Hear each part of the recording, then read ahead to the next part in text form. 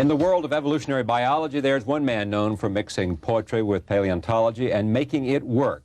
Stephen Jay Gould writes on topics as diverse as evolution, literature, and baseball. Dinosaur in a Haystack is the seventh collection of Dr. Gould's essays. True to form, he covers a lot of ground, from experiencing an eclipse in New York City to celebrating the glory of museums. And I am pleased to have him back at this table in a new location. Welcome. Thank you. Great to have you here. Tell me why you call this Dinosaur in a Haystack. I mean, I know the story, but tell me. It's traditional in essay volumes to use the title of one of the essays as the moniker for the whole book. And Dinosaur in a Haystack has a dual meaning. Within the essay, as I'll come to in a moment, it has a specific meaning. But I use it metaphorically in the title because ever since Montaigne in the 16th century, who defined the genre, essays are known as devices whereby you take something that's teeny and interesting in particular and use it to cascade out to a generality that's of more immediate interest. So the dinosaur in the haystack, the fascinating little thing, and the larger entity, that's metaphorical. The specific reason is an essay written to talk about how much evidence is accumulated in favor of the theory that an extraterrestrial object striking the Earth 65 million years ago wiped dinosaurs out. But it's a more general essay on how theory is not neutral before fact. In fact, isn't something that you just see in the world rawly and at large. You've got to have a theory. You can only see things in the light of ideas. And I'm pointing out that until you had a theory that there was a moment that triggered the Great Extinction, there was no reason to look very carefully for dinosaur bones in the last few feet of rocks before the end of the Cretaceous period when they died out, because everybody knew, though it turns out to be wrong, that they died out slowly and gradually, so there's no special reason to look carefully near their ending. As soon as you have a theory that maybe they were in full flowering health when this asteroid or whatever struck, then it becomes very important to find evidence right up to those last few inches. And therefore, it's the theory that they died out suddenly, which established 65 million years ago as a moment worthy of investigation, that made people look very carefully for dinosaur bones. They have found them, and that becomes one of the main evidences for this notion. The metaphor in that case is that if you pull apart the whole haystack straw by straw, you will find the needle. Yes. If you look through the last meters of rock carefully enough, you will find the bones if they're there. Yeah. The most unkindest cut of all is probably, what, the most serious essay here? Yes, by far. It's about the Holocaust, the only thing I've ever written. Shakespeare's line about Brutus's knife and Caesar's cloak being the most unkindest cut of all. What can you say as an evolutionary biologist and natural historian that hasn't been said about the Holocaust? The worst. It's the ultimate horror. But when it was the 50th anniversary of the Wannsee Protocol, the statement that Eichmann wrote containing the actual plan for the so-called final solution or murder of all the Jews, what I found in reading that document is that, and it was the most unkindest cut for me, parochially, as an evolutionary biologist, that at a crucial point in the document, Eichmann actually invokes, falsely of course, in Darwin's own words, the principle of natural selection, natürliche Auslese in the German version.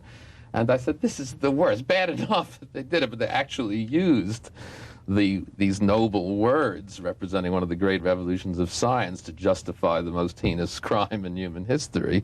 It's just remarkable. So I wrote about that. And also the ridiculous so-called genetic or eugenical justification for who they were going to sterilize and who they would allow to live, which in itself is a claptrap illogical document, shows how even any attempt in some ridiculously pseudo-intellectual way to justify such a notion just falls apart of its own accord. Do you consider yourself at your best form in the essay? As a writer for the general public, yeah, that's, my thoughts seem to come in 5,000-word essays.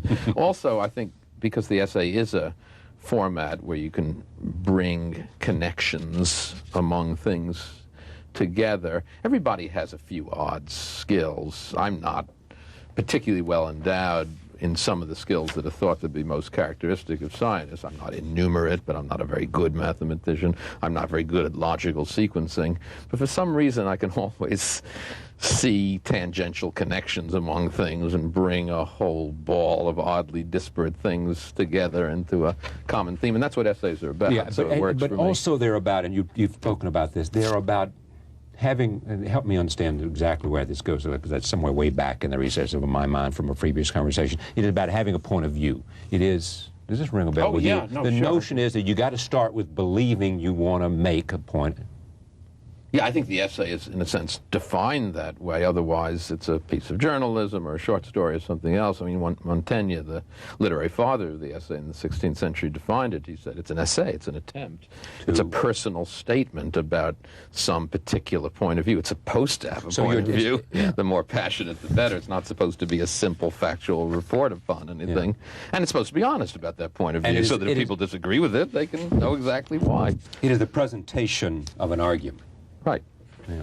Tell me about Peter. You said, "From my only brother, my dearest and constant companion, may we someday, somewhere, and somehow live together in that two-family house of our lifelong dream." He's my only brother, and he died last year just as I was moving back to New York, where I could have spent more time with him. Life is contingent, unpredictable, and often terribly unfair. At 50 years old? Yes. Yeah. Your only brother. Yeah. These essays, written over a period of how many years did we say? These are the last 3 or 4, but I've been writing them monthly since 1974. You write about many things, including your favorite subject, snails. That's what I work on technically, but you also write about and take on, as we were just saying in the truest form of the essay, people like Charles Murray. What was your problem with his book? That the theory, which cycles through those 800 pages, which is very easy to summarize, the book's very long about a very short argument, is false, besides being socially harmful.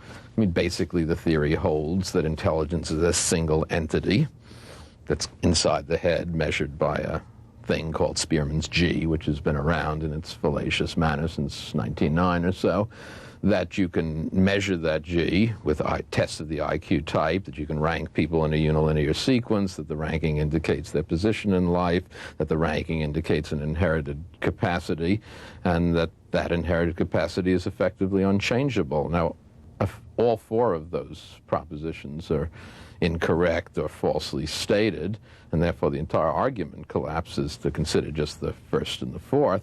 There is no single entity called intelligence. It's a vernacular English word. It's not going to go away, but the attributes of our mind that we call our intellectual functioning are not measurable by a single meaningful number. We have scores of interestingly different and mostly independent attributes. Every one of us is good at some of them and pretty awful at some others. There's no meaningful way to coagulate all that together in a single number that represents anything inherently biological. And as for the notion that something inherited is unchangeable, I don't deny that mental traits are to some extent inherited. Of course they are, everybody knows that. That's folk wisdom. But the notion, therefore, that whatever we manifest is our inherited unchangeable potential is nonsense. To choose a simple example, everyone admits that eyesight is, or aspects of eyesight, are far more highly inheritable than anyone's ever claimed for intelligence, whatever that may be. But, you know, I got to CVS, and for $10 I buy these, and I'm fine. You went to CVS, did you? What a plug for CVS. No, I just have to be where I buy them. I particularly love CVS. They're about $10 to $15 wherever you buy them. Yeah. And they do the job, is your point. Mm-hmm. You know, and you'll lose them and break them, and you go buy another one for $10 to $15. I don't mean to be trivial. No one would ever argue that the improvement of intellectual skills is as simple as buying a pair of glasses. But I think the point's well taken. It is well taken. What is punctuated equilibrium? It's a notion that my colleague Niles Eldredge, fellow paleontologist, and I developed in the early 70s to confute the conventional notion going back at least to Darwin, the pattern of evolution in a long stretch of geological time should be an effectively slow and continuously accumulative adaptive process. Even Darwin knew that the actual fossil record doesn't look that way. You go out and you collect fossils, most species are stable for long periods of time, and then their ancestors arise in geologically unresolvable moments. Now, Darwin said that's just an artifact of a highly imperfect fossil record because you only get about 1% of what's actually happening, and you're missing 99%. The reason why you have this appearance of rapidity is that 99% of the data are missing. And indeed, that's not a bad argument. That does happen. But Niles and I argue that this pattern that you see in the fossil record actually represents what's going on, which is not to say that new species arise overnight. You have to realize the geological scale of time is something so different from our ordinary scale. Geological bedding planes are usually several thousand years, so if species arise in a couple thousand years and then persist largely unchanged for millions, that their appearance in the fossil record will be one of long-standing stability and rapid origin. More generally, punctuated equilibrium holds that it is more characteristic of change that it be a rare and rapid disruption of stable systems than it be a slowly accumulating, progressive, predictable process. What's most, of all the, man, this is a terrible question, but have at it. When you look at most people's perception, what do you think is the most popular misconception about evolution? Related directly to what we just said, that's what namely that evolution is equatable with progress in some sense. Yeah, now, I don't mean that most people have the naive notion that evolution is a single line of advance from a stooped ape to a white male in a business suit, to roll some other biases. And no, of course, most people have a more subtle view than that. But most people do believe, and you can see it in sources as disparate as Scott Peck's book that's been on the bestseller list for 600 weeks, whatever it's called, The Road Less Traveled, to Ed Wilson's technical books.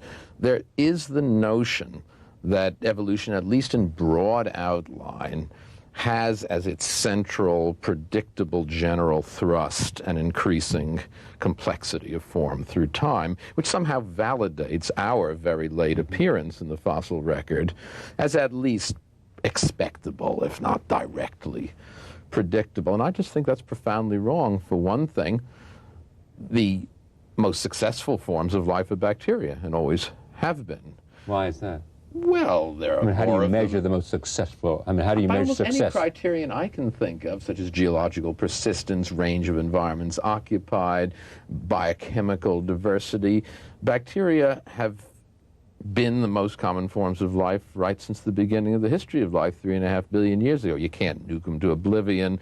They occupy a broader range of environments than anything else. There are more E. coli in the gut of any human being than there have ever been people on Earth.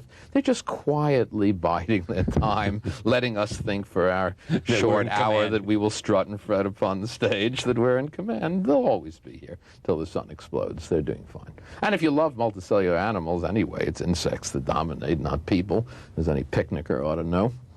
So there's only 4,000 species of mammals, only 200 species of primates, and one of us. There are 500,000 named species of beetles. That's only one group of insects, and probably a couple of million as yet unnamed. I may be missing something here, but isn't someone going to argue about intelligence and capacity to make choices and those kinds of... It's our unique evolutionary attribute, and I don't mean to disparage it, because it has given us a great deal of power over things. But first of all, it's not a general trend in the history of life. As I said, most multicellular animals are insects, and they manifest no trend to increasing intelligence through their several hundred million year history. It is our unique invention. It has given us power. It may also eliminate us in a geological flash of the eye, so who's to say it's a good thing?